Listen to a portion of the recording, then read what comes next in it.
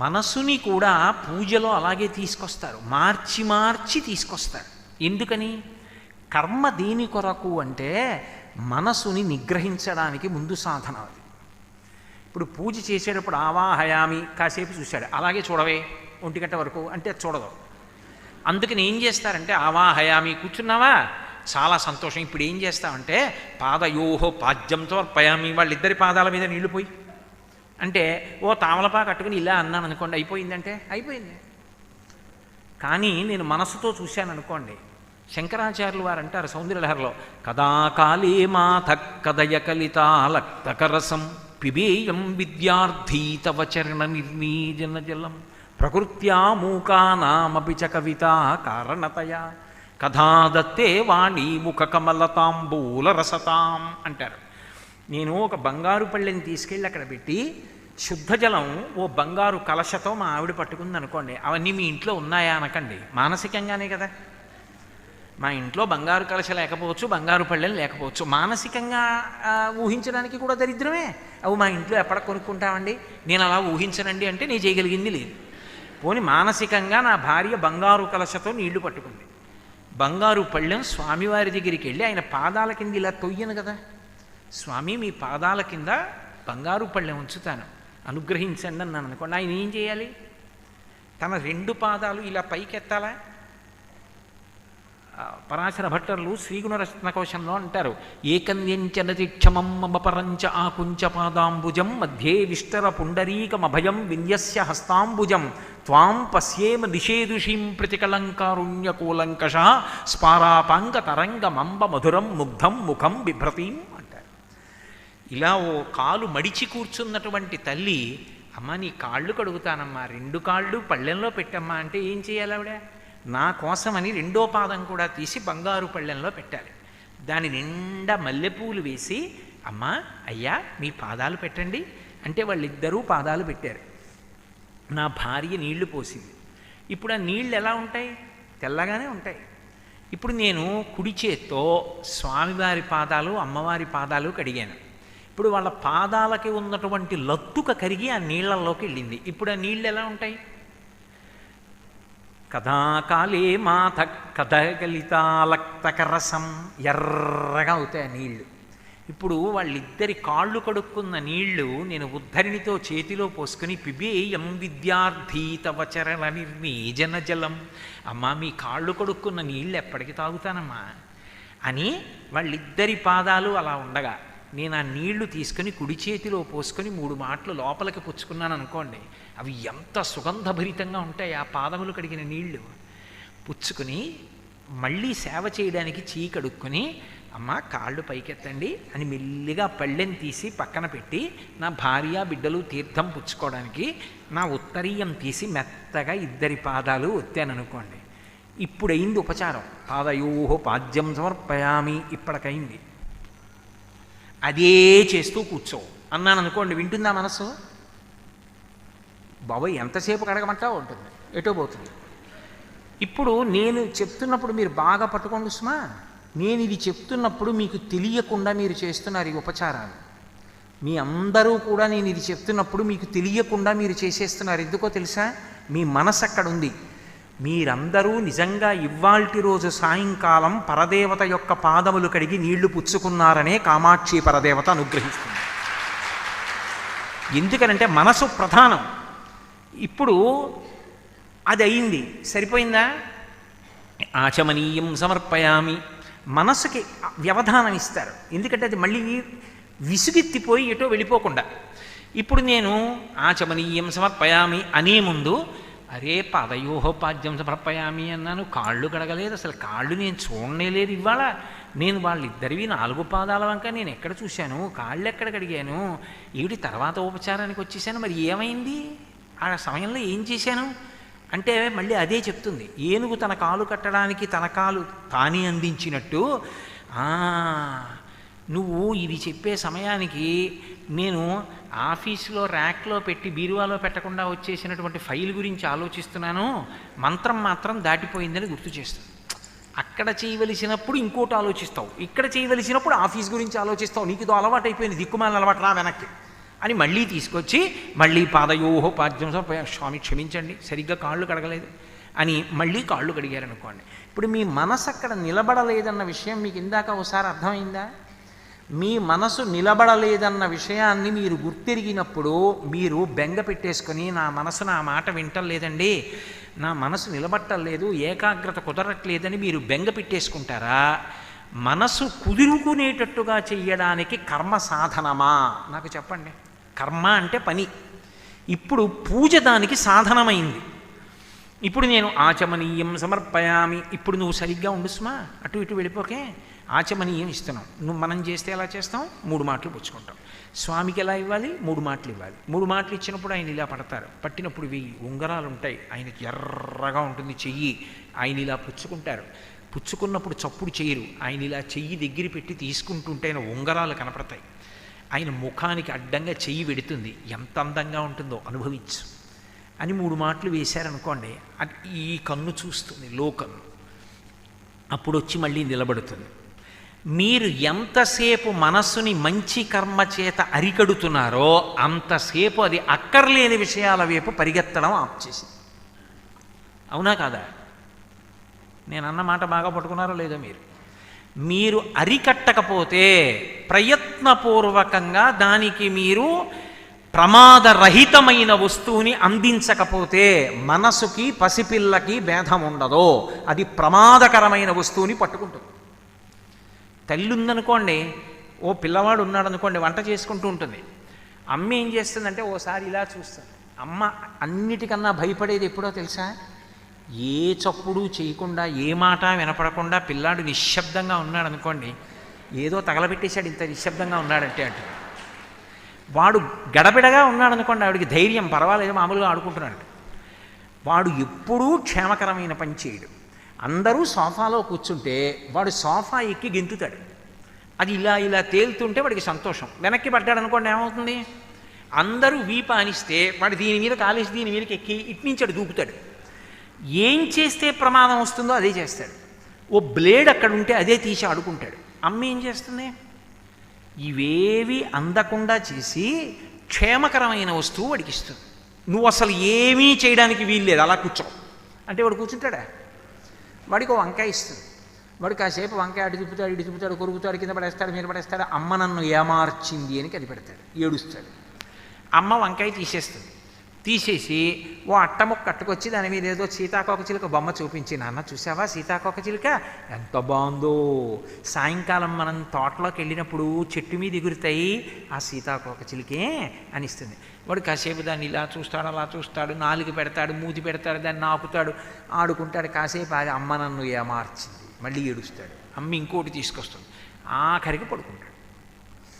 ప్రమాదకరమైన వస్తువు వైపుకి వెళ్లకుండా క్షేమకరమైన వస్తువు తల్లి బిడ్డడికి ఎలా ఇస్తుందో, మనసుకి క్షేమకరమైన వస్తువులను ప్రయత్నపూర్వకంగా అందించకపోతే మనసు ప్రమాదకరమైన వాటినే పట్టుకుంటుంది. దాన్ని పసిపిల్లవాడి లక్షణం, దానికి అలవాటు కోట్ల జన్మలుగా. అందుకే మనస్సుని నియంత్రించడానికి సాధనము కర్మ ఒక్కటే. పూర్తిగా నిగ్రహింపబడుతుందని మాత్రం నేను సిద్ధాంతం చేయను, నేను చెప్పను. ఎందుకో తెలుసా?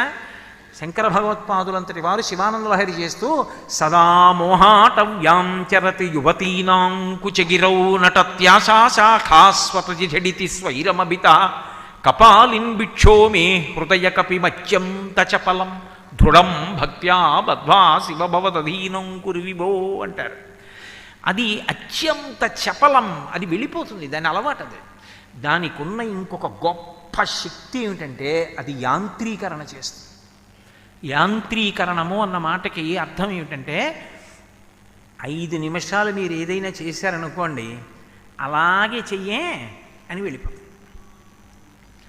పిల్లల్ని చూడండి, అటు ఇటు తిరుగుతూ ఉపాధ్యాయుడు ఈ 10 పద్యాలు రాయండి అన్న, తలెత్తితే ఊరుకోను అని తిరుగుతున్నాడు అనుకోండి, వాళ్ళందరూ ఆయన తిరుగుతున్నాడు అనుకుని తలంచుకొని పద్యాలు రాస్తున్నాడు. ఆయన బయటికి వెళ్ళి ఎవరితోనో మాట్లాడతాడు, పర్వాలేదు వీళ్ళు ఎవరో తలెత్తట్లేదు లేని బయటికి వెళ్ళి ఎవరితోనో మాట్లాడుతున్నాడు పక్క ఉపాధ్యాయుడితో. వీళ్ళు ఆయన ఉన్నాడు అనుకుని అలాగే రాస్తారు. ఆయన వీళ్ళు తలంచుకున్న తర్వాత బయటికి వెళ్ళినట్టే మనస్సు కూడా ఏం చేస్తుందంటే కర్మేంద్రియములను యాంత్రీకరణ చేస్తుంది. దానికి ఆ శక్తి ఉంది. అంటే ఏమిటో నువ్వు చెప్పింది మాకేం అర్థం కాలేదు, ఏమిటో చెప్పావు అనుకుంటారేమో. మీకు ఉదాహరణ చెప్తే పట్టుకుంటారు. నేను ఒక సత్కర్మ చెయ్యి అన్నాను అనుకోండి, నేను ఓ గోశాలలోకి వెళ్ళి, గోవు పరదేవతా స్వరూపం, నిస్సందేహంగా దేవతలందరూ దానిని ఆవహించి ఉన్నారు, దాని విషయంలో నీకే సందేహం అక్కర్లేదు. అది నీ చెప్పట్లేదు ఆ మాట, శాస్త్రములన్నీ ఘోషించాయి, సమస్త పురాణములు సమస్త కావ్యములు గోవు గురించే మాట్లాడాయి. కాబట్టి దాని గురించి అక్కర్లేని అనుమానాలు, అక్కర్లేని లేకి ప్రసంగాలు అక్కర్లేదు. గోవుని ఆవహించి దేవతలు ఉన్నారు. కాబట్టి ఇప్పుడు నేను గోవు దగ్గరికి వెళ్ళి గోపూజ చేస్తున్నాను అనుకోండి, గోపూజ మొదలుపెట్టి గోపృష్ఠభాగం మీద పసుపు కుంకం వేస్తూ ఉంటే, ఇది పరదేవతా స్థానం, సాక్షాత్తు కామాక్షి, ఆవిడ పాదముల మీద వేస్తున్నాను ఉంటుంది. కాసేపు ఆగిన తర్వాత నేను ఏదో గోవు వెనక నిలబడి ప్రకృతిం వికృతిం విద్యాం సర్వభూత హితప్రదాం అని చదువుతున్నాను అనుకోండి, ఇలా కుంకం వేస్తున్నాను అనుకోండి, ఒక 2 పాదాల వరకు బాగానే ఉంటుంది. ఆ తర్వాత అంటుంది, నువ్వు ఇలా తీసి ఇలా వేస్తూ ఉండు అంతే, నువ్వు నీకు నేర్పే కదా లక్ష్మీ అష్టోత్తరం, అలా చదువుతుండే అంటుంది. ఇది వేసేస్తూ ఉంటుంది, ఇది చదివేస్తూ ఉంటుంది, ఇది చూస్తూ ఉంటుంది, అది వెళ్ళిపోతుంది, అది ఎక్కడికో వెళ్ళిపోతుంది. ఈయన చదువుతూ ఉంటాడు, ప్రకృతిం వికృతిం విద్యాం సర్వభూత హితప్రదాం శ్రద్ధాం విభూతిం సరభిం నమామి పరమాత్మికాం. మళ్ళీ ఎక్కడ వెనక్కి వస్తుందంటే లక్ష్మీం క్షీర సముద్రరాజతనయాం శ్రీరంగధామేశ్వరీం దాసీభూత సమస్త దేవ వనితాం లోకైక దీపాంకురాం అన్న శ్లోకం అయిపోయింది అనుకోండి. అయిపోయిన తర్వాత అయిపోయింది లక్ష్మీ అష్టోత్తరం, నన్ను ఏం చేయమంటావు అని చెయ్యి ఆగింది అనుకోండి, నోరు ఆగిపోయింది, మరి చెయ్యి అయిపోతుంది. అప్పుడు వస్తుంది మళ్ళీ, అయిపోయిందా, పసుపు వేసావా, అయిపోయి పూజ అయిపోయింది కదా, ఇప్పుడు ఏం చేస్తామంటే అదిగో ఆ చుట్టూ తౌడు పట్టుకొచ్చి దాన్ని ఎదురుగుండా పెట్టి చక్కగా నైవేద్యం పెట్టి అంటుంది, ఓం ప్రాణాయ స్వాహ ఓం అపానాయ స్వాహ అంతే, ఇదే అను 2 అన్నాక మళ్ళీ వెళ్ళిపోతుంది. మళ్ళీ 5 స్వాహాకారాలు అయిపోయాయి అనుకోండి, మళ్ళీ వస్తుంది. ఏం చేయమంటావు, ఇది అయిపోయింది కదా, తాంబూలం గోశాల సంరక్షకుడికి ఇచ్చేయి చెప్తుంది, మళ్ళీ వెళ్ళిపోతుంది. నీరాజనం ఇలా పట్టుకున్నప్పుడు ఉంటుంది, ఇలా గంట కొట్టు, ఇది ఇలా తిప్పు, మళ్ళీ వెళ్ళిపోతుంది. యాంత్రీకరిస్తుంది. ఇది మీరు రోజు గమనించుంటారు. నేను ఇవాళ చెప్తున్నప్పుడు మీకు కొత్తగా అనిపిస్తుంది, కానీ మీరు జాగ్రత్తగా గమనించండి, దాని శక్తి గమనిస్తే ఆశ్చర్యపోతారు. మనసుకున్నంత శక్తి, మనసుకున్నంత వేగం ప్రపంచంలో ఇంకెవరికి ఉండవు. అది మహానుభావుడు స్వామి హనుమ, మనసు అంత వేగం ఉన్నా అంత నిశ్చలంగా కూర్చుంటారు. మనోజవం మరుతతుల్య వేగం జితేంద్రియం బుద్ధిమతాం వరిష్టం వాతాత్మజం వనరయూథ ముఖ్యం శ్రీరామదూతం శిరసా నమామి. ఈ వేగం చేత అది యాంత్రీకరణ చేసి ఎక్కడికో వెళ్ళిపోతుంటుంది. అందువల్ల ఒక కర్మ చేసేటప్పుడు మనసు అక్కడే ఉంటుంది అని నిర్ధారణ చేయడం సాధ్యం కాదు. కానీ మీరు పరిశీలిస్తున్నారనుకోండి, నువ్వు ఎక్కడికి వెళ్ళిపోయావు, నువ్వు ఎటో పోయావా, నేనేం చెప్పాను, పూజ చేద్దామన్నానా, వెనక్కి రాకుండా ఎందుకు పోతావు అని మీరు గొడవ పెట్టుకున్నారనుకోండి మనసుతోటి. బయట విషయాలు ఏమిటండి, అసలు మనసు తమాషా చూడాలి. మీరు గొడవ పెట్టుకున్నారనుకోండి, అయ్యి ఏమంటావు, అయితే నువ్వు లక్ష్మీ అష్టోత్తరం చదివినంతసేపు నేను అక్కడ ఉండాలి అంతేనా, రా అంటే మీరు మళ్ళీ 4 పాదాలు చెప్పాక వెళ్ళిపోతుంది. మీరు రాత్రి వరకు చదవండి, అది వెళ్ళిపోతూనే ఉంటుంది. అప్పుడు మీరు చిరాకేసి ఇంట్లో వాళ్ళ మీద దెబ్బలాడినట్టుగా, దిక్కుమాలిన గొడవ నీకు నాకు పడదు, ఇంకా నువ్వు నా మాట వినవు, ఒక్క లక్ష్మీ అష్టోత్తరానికి ఉండవు నా దగ్గర, ఇంకా నాకు పూజ ఏమిటి, వాడు అలా మాట్లాడతాడు వాడు, నువ్వేమో నా మాట వినవు అని ఆ చేతిలో ఉన్న పువ్వుల గిన్నె అవతల పారేసి మీరు వెళ్ళిపోయారు అనుకోండి, అది ఏమీ బాధపడదు, మీతోనే ఉంటుంది. అది ఎలా వెళ్ళిపోతుంది, అది సూక్ష్మ శరీరం ఎక్కడికి వెళ్ళిపోతుంది, వెళ్ళదు. అందుకే ఎవరితోనైనా తగువాడవచ్చు, కానీ మనసుతో తగువాడరాదు. మనసు మీద దెబ్బలాడకూడదు, ఎప్పుడూ అనునయం చెయ్యాలి. మీరు పసిపిల్లాడి దగ్గరికి వెళ్ళి గంభీరమైన వేదాంతోపన్యాసం చెప్పారనుకోండి, వాడికి ఏమర్థమవుతుంది? తల్లి చూడండి అమాయకత్వంతో, నీకు ఎన్నో మాటలు చెప్తున్నాను రే, నీకు ఎంత చెప్పినా నీలో మార్పు రావట్లేదు, నువ్వు మాట వింటావా, నీ సంగతి చూడనా అంటుంది. వాడు అమాయకంగా అమ్మ వంక చూసి పక్కున్న నవ్వుతాడు. వాడికి ఏమైనా తెలిస్తే కదా అమ్మ ఏం చెప్పిందో. ఆఖరికి అమ్మకి విసిగొచ్చి అంటుంది, ఇవన్నీ రాసుకుంటున్నాను రే, నువ్వు పెద్దవాడి అయిన తర్వాత ఇవన్నీ చదివి గుర్తు తెచ్చి కొడతాను, ఇప్పుడు చిన్నవాడివి కదా కొట్టలేకపోతున్నానంటు. అమ్మ ఎలా అనునయంతో అలా సాకి సాకి సాకి సాకి పైకి తీసుకొస్తుందో మనసుని అలా సాకాలి. దాన్ని అది నిత్య బిడ్డ, అది ఎప్పటికీ పసిబిడ్డే. అంత జాగ్రత్తగా అనునయం చేస్తూ వెడితే కొంతకాలం అయిపోయిన తర్వాత అది ఏం చేస్తుందంటే మీరు అంటే వస్తుంది. అది మీ మాట వినే స్థితికి రావాలి. సాధన అలా నడవాలి. కర్మ దేనికి పనికొస్తుంది? బాగా పట్టుకోండి ఉస్మానే చెప్తున్నది. కర్మ అంతిమ విజయాన్ని దేనికి ఇస్తుంది అంటే, కర్మ చెయ్యగా చెయ్యగా, సాధన చెయ్యగా చెయ్యగా, కర్మని మనస్సుని కలపగా కలపగా కలపగా ఒకనాడు ఏం చేస్తుందంటే మనస్సు కర్మతో సంబంధం లేకుండా వచ్చి తాను కూర్చుంటుంది. చూడండి, కొత్తగా బండి కడతారు ఎద్దులు. మీరు ఎప్పుడైనా చూశారో లేదో నాకు తెలియదు, పల్లెటూళ్ళల్లో ఉంటుంది. బండి ఎత్తి పట్టుకుని కాడి కిందకి ఎద్దుని పిలిచారనుకోండి, రాదు. ముందు కాడెత్తి పట్టుకుంటే ఎద్దు ఎక్కడ వస్తుంది? ఎంత పిలిచినా రాదది. ఆ ఎద్దుని లేపి తీసుకొస్తాడు. తీసుకొచ్చి కాడి కింద తల పెట్టాలి. అది ఇంకొకడిని పిలిచి రే బండి పైకెత్తరా అంటాడు. బలవంతంగా కాడి కిందకి తోస్తే ఇటు తిరిగిపోతుంది, అటు తిరిగిపోతుంది. దాన్ని ఏదో తోక మెలిపెడతాడు, అది చేస్తాడు, ఇది చేస్తాడు, కంఠం కింద తాడేస్తాడు. ఓ ఎద్దు అటుడితే ఈ ఎద్దు అటుపోతుంది. కౌన్సికర్ర పెట్టి కొడతాడు. మొత్తానికి దాన్ని జాగ్రత్తగా బండి కింద ఆ కాడి కింద తల పెట్టడానికి నేర్పుతాడు. అలవాటు అయిపోయిన తర్వాత ఏం చేస్తాడు? ముందు ఎద్దు దగ్గరికి వెళ్ళాడు రైతు. తిన్నగా బండి దగ్గరికి వెళ్ళి ఆ బండి ముందు భాగంలో ఉన్న కాడి ఎత్తి ఇలా పట్టుకుంటాడు. రెండెద్దులు అక్కడ పడుకుని ఉంటాయి. అవి ఎటో చూస్తూ ఉంటాయి, లేకపోతే ఇలా వెనక్కి ముఖం పెట్టుకు పడుకుంటాయి. ఈ బండి ఎత్తి పట్టుకుని అంటాడు. అనగానే ఆ రెండు ఏం చేస్తాయంటే లేచి ఒళ్ళు విరుచుకుని వచ్చి కాడి కింద తలపెట్టి నించుంటాయి. వాటి మెడ కింద నుంచి పగ్గం వేసేస్తాడు. ఒక్కసారి కదలండి అని రెండిటి మీద కొట్టి, మీరు చూశారో లేదో, పల్లెటూళ్ళల్లో బండిలో సామాగ్రి వేసుకొని వాళ్ళు పడుకుంటారు. అవే వెళ్ళిపోతాయి ఊరు. తెల్లవారేటప్పటికి ఊరు వెళ్ళిపోతాయి. కింద లాంతర వెలుగుతూ ఉంటుంది, అదే దారి బట్టి వెళ్ళిపోతుంది. మొదట దానికి దారి తెలియదు, బండి కాడి కిందకి రావడం రాదు. కానీ రైతు మప్పాడు, నేర్పాడు. ఆ తర్వాత ఇక అది వెడుతుంటే రైతు నిద్రపోయాడు. తెల్లవారేటప్పటికి సరుకు రైతు కూడా ఇంటికి వెళ్ళిపోయాడు. మనసు కూడా అంతే. కర్మ చేయడానికి రా రా రా అని మీరు ఎంత పిలవండి, నే రాను అని ఇంకో చోటుకు పోతుంది. అలా పోయిన మనస్సు కొన్నాళ్ళు అయిపోయిన తర్వాత సాధన చెయ్యగా చెయ్యగా చెయ్యగా ఏం చేస్తుందంటే కర్మతో సంబంధం లేకుండా తాను వచ్చి కర్మ చేసేస్తుంది. అదే మానస పూజ. శంకర భగవత్పాదులు రత్నైకల్పితమానచం హిమజలై స్నానంచ దివ్యాంబరం నానారత్న విభూషితం మృగమదామోదాంకితం చందనం జాజీచంపక బిల్వపత్రచితం పుష్పంచ ధూపం తథా దీపం దేవదయానిధే పశుపతే హృత్కల్పితం గృహ్యతాం అంటారు. అప్పుడు ఇంక ఏమీ ఉండవు. కళ్ళు మూసు కూర్చుంటాడు. కూర్చుంటే తాను ఏమనుకున్నాడో దాన్ని తీసుకొచ్చి ప్రతిష్ఠ చేసేస్తుంది. తాను కాశీపట్టణానికి వెళ్ళాలనుకున్నాడు. ఒక్కసారి కళ్ళు మూసుకు కూర్చుంటే కేదార్ ఘాట్ చూపిస్తుంది, ఆ మెట్లు చూపిస్తుంది, ఆ కింద ప్రవహిస్తున్న గంగానదిని చూపిస్తుంది. తాను మెట్లు దిగి కిందకెడితే గంగహారతి అందుకోవడానికి పడవల్లో వెడుతున్న వాళ్ళని చూపిస్తుంది. దూరంగా సైకతాల్ని చూపిస్తుంది. ఇటువైపుకి తిరిగి కుడి చేతి వైపుకి చూస్తే కింద ఘాట్లలో స్నానాలు చేస్తున్న వాళ్ళు కనపడుతూ ఉంటారు. ఇలా ఎడం వైపుకి తల తిప్పి చూస్తే ప్రదోష వేళ అవుతోందేమో, మణికర్ణిక ఘాట్ దగ్గర కాలిపోతున్నటువంటి శవాలు, అగ్నిహోత్రాలు కనపడుతూ ఉంటాయి.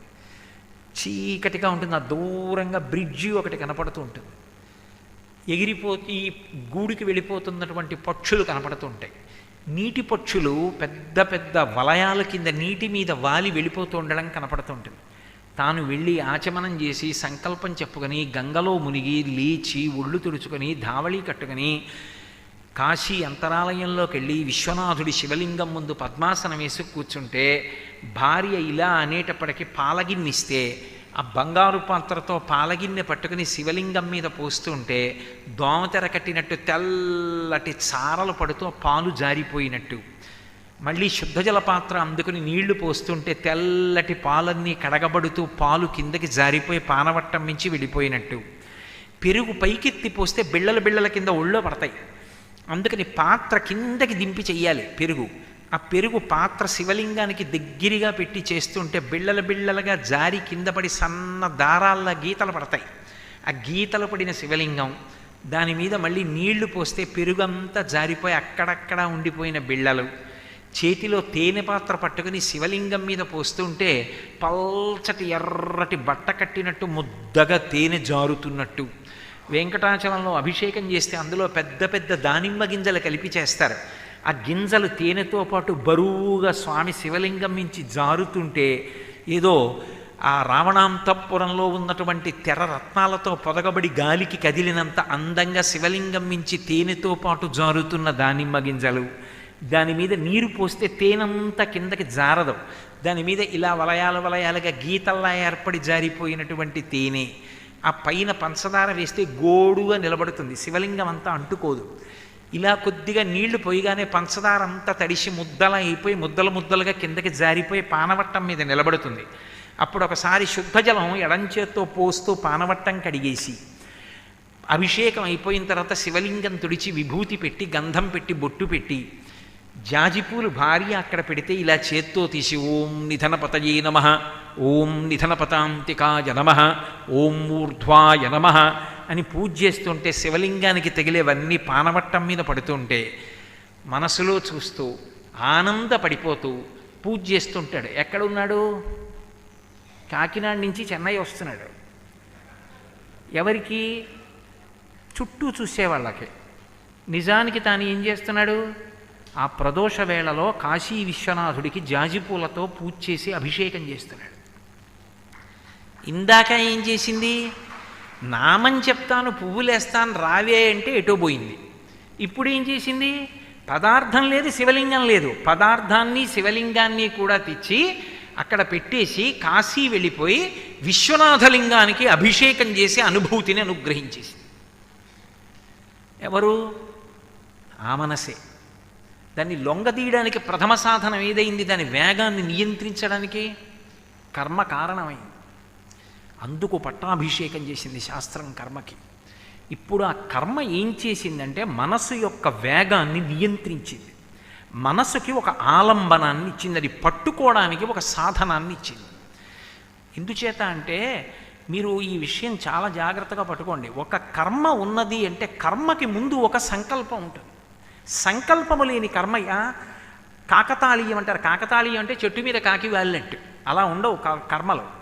కర్మ ఎప్పుడూ కూడా సంకల్పము ఆచరణాత్మకమైతే కర్మ. నేను ఒక కర్మ చేశాననుకోండి, కర్మ అంటే ఓ పని చేశాననుకోండి, దానికన్నా ముందు సంకల్పం ఉంటుంది. ఇవాళ నేను ఇక్కడ ప్రవచనం చేస్తున్నాను అనుకోండి, ఈ ప్రవచనం చేయడానికి ముందు నేను ప్రవచనం చెయ్యాలన్న సంకల్పం ఒకటి నాకుంది. కృష్ణారావు గారు నాకు ఫోన్ చేసి గురువుగారు మీరు వచ్చి ప్రవచనం చెయ్యాలండి అని అడిగితే ఈ సంవత్సరం వదిలేద్దురు అన్నాను అనుకోండి, నాకు సంకల్పం లేదు చెయ్యాలని. తప్పకుండా వస్తానండి అన్నాను అనుకోండి, అలా శనాదివారాలు వచ్చేటట్టు చూడండి గురువుగారు అన్నారు అనుకోండి, తప్పకుండా అలాగే చూస్తానండి అన్నాను అనుకోండి. ఓ 3 రోజులు వచ్చి నేను ప్రవచనం చేస్తానన్నాను అనుకోండి, ముందు ప్రవచనం ఉందా? ప్రవచనానికన్నా ముందు ప్రవచనానికి వస్తానన్న సంకల్పం ఉందా? సంకల్పం ఉంది. సంకల్పము ఆచరణాత్మకమైతే కర్మ అవుతుంది.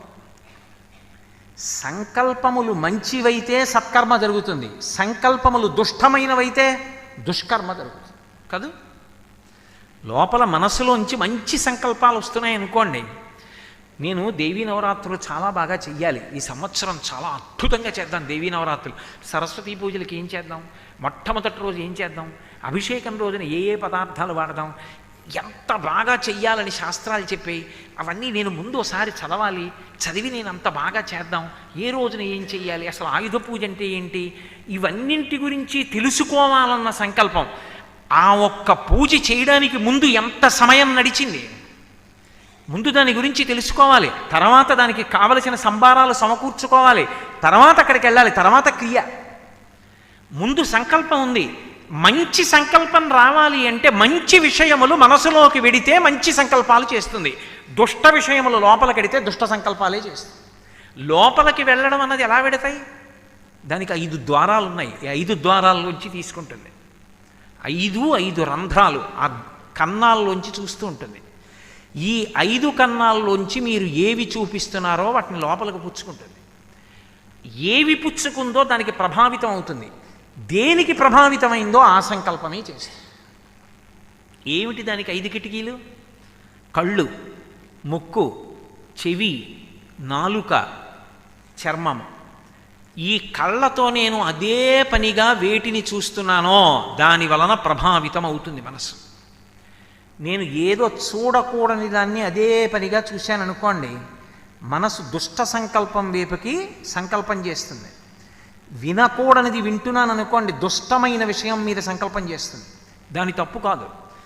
పిల్లవాడు అడిగింది ఇచ్చేస్తే కాసేపు ఆడవకుండా ఉంటాడని నేను బ్లేడ్ ఇచ్చి వదిలేశాను అనుకోండి, కాసేపు అయ్యాక ఏమవుతుంది? వాడి శరీరంలో ఉన్న 2 లీటర్ల నెత్తురులో 1/2 లీటర్ నెత్తురు భూమి మీద ఉంటుంది. నువ్వు అందించింది బ్లేడు, రక్తం కారకుండా పిల్లాడు ఎలా ఆడుకుంటాడు? అందించడం తప్పు. నువ్వు ఏది చూశావో అదే సంకల్పంగా తీసుకుంటుంది. అందుకే మీకు ధ్యానంలో ఒక విషయం చెప్తారు. దీపం వెలిగించి నేను కంటితో అలా చూసి కళ్ళు మూసుకున్నాను అనుకోండి, దీపంని వెంటనే చూపిస్తుంది మనసు తొందరగా చూపించేది దీపం. ఎందుకో తెలుసా? కన్ను నాయకుడు. అందుకే నయన సర్వేంద్రియాణం నయనం ప్రధానం సర్వస్య గాత్రస్య శిర ప్రధానం. నేను ఇలా దీపం వంక చూశాను అనుకోండి, ఆ దీప కళిక ఇలా కదులుతుంటే నేను వెంటనే కళ్ళు మూసుకుంటే వెంటనే కదలికని కూడా చూపించేస్తుంది. నేను ఏది చూశానో దాన్ని చూపిస్తుంది. ఇప్పుడు నేను ఇలా చూశాను అనుకోండి, ఓ వీళ్ళు దీపం వేశారు కానీ తగినంత తైలం వేశారా, ఒత్తి సరిగ్గా వేసినట్టు లేదే, నిధనం అవుతుందేమో, ఒత్తి కొంచెం పెద్దది వేసి కాస్త ముందుకు జరిగేటట్టు పెడితే బాగుండేదే, రేపు చెప్పాలి కృష్ణారావు గారికి అని లోపల సంకల్పం ఎప్పుడు వస్తుంది? ఏది చూశానో దాన్ని బట్టి వస్తుంది. నేను చూడకూడదు ఏదో చూశాను అనుకోండి, ఉద్వేగం పొందుతుంది. ఉద్వేగం పొంది దాన్ని పొందంటుంది. ఇప్పుడు విచక్షణ కోల్పోతుంది కొంతసేపటికి. దాన్ని పొందాలన్నప్పుడు మార్గం గురించి ఇంకా ఆలోచించాలి. ఇలా చెయ్యచ్చా ఉండదు. అప్పుడే 2 కింద విడిపోతుంది దారి. ఒకటి ప్రేయస్ అంటారు, ఒకటి శ్రేయస్ అంటారు. కర్మకొచ్చేటటువంటి విశేషం మనసుతో ఎంత ప్రభావం ఉంటుందో నేను మీతో మనవి చేస్తున్నాను. ఒకటి ప్రేయో మార్గము, ఒకటి శ్రేయో మార్గము అంటారు. ప్రేయో మార్గము అంటే దాని అర్థం ఏంటంటే ఇంద్రియముల ద్వారా మనసుని సంతోషపెట్టడం, ఇంకా దేనితోటి సంబంధం ఉండదు. నేను నా కంటితో ఒక వస్తువుని చూశాను, అది నాది కావాలి, మనసు సంకల్పం చేసింది, నేను అనుభవించాలి. నీ కంటితో చూసింది నాకు నచ్చింది, నేను ముట్టుకోవాలి, అది నాది కావాలనుకున్నాను. ఇప్పుడు అది ఎంత పైశాచికానికైనా వెళ్ళచ్చు, ఇక మార్గంతో సంబంధం ఉండదు. దొంగతనం చేసి నాది చేసుకోవచ్చు. నాది కానప్పుడు ఆ వస్తువు ఉండకూడదు, అసలు ఎవరికీ దక్కకూడదన్న దారుణమైన సంకల్పాలు కూడా ఉండొచ్చు. లేకపోతే ఓ ఆడపిల్లని చూసి నాది కాకపోతే యాసిడ్ పోసేస్తానన్న సంకల్పం ఎలా వస్తుంది? మనసులోంచి వచ్చిన సంకల్పం గట్టిపడిపోతేనైనా నేరం జరిగింది. ఏదో ఒక బలహీనమైనటువంటి క్షణంలో ఒక వ్యక్తి యొక్క మనసు అదుపు తప్పిపోయింది, ఇక అది ఆయన మాట వినే స్థితి లేదు. పొంది తీరుతావా, అందుకే రాగము ద్వేషము అక్క చెల్లెళ్ళు. పొందుతావా, పొందకపోతే నాశనం చేస్తావా. కోరిక కోపము నడుస్తాయి. ప్రియో మార్గం పొందినా ప్రయోజనం ఉండదు దానివల్ల.